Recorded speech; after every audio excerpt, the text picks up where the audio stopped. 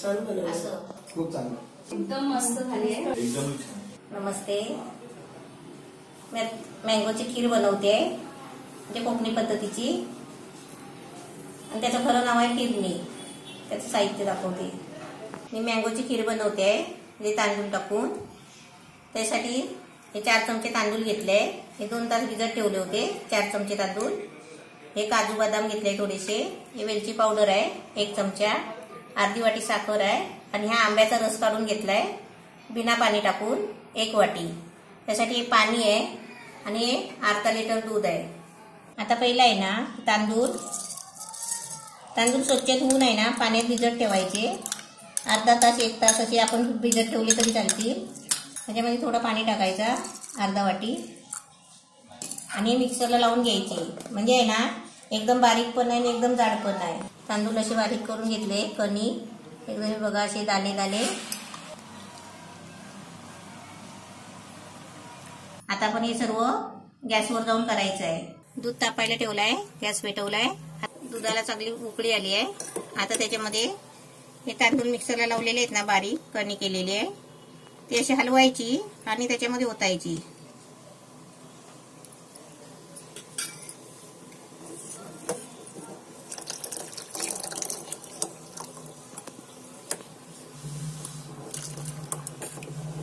हे ना आपण ते तांदूळ दळलेले टाकले ना त्याच्यामध्ये, मग सारखं हलवत राहायचं, असं ढवळत राहायचं. गॅस मिडियम करायचा नाही, अशी घट्ट बनते बघा. आता मी त्याच्यामध्ये आहे ना साखर टाकते. आता हा मँगो टाकते, आंबा.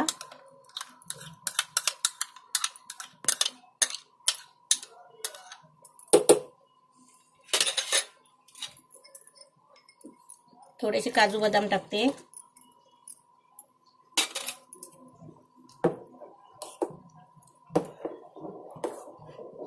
चांगलं ढवळत राहायचं, कारण काय माहितीये खाली आहे ना तळाला लागते. आता त्याच्यामध्ये मी 1 चमचा घी टाकते. आपण नाही टाकलं तरी चालेल, पण टाकलं तर आहे ना अजून छान लागेल, म्हणजे चवीला छान लागेल. आता याच्यामध्ये वेलची पावडर टाकते.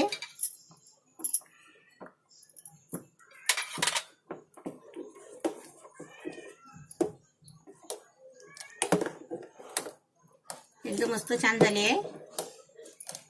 आता एकदम मस्त छान झाली आहे. आता गॅस बंद करते आणि तुम्हाला बाउलमध्ये काढून देते. आता बाउलमध्ये काढून घेतलाय. त्याच्यावरती काजू बदाम टाकायचे, थोडेसे मँगोचे तुकडे टाकायचे.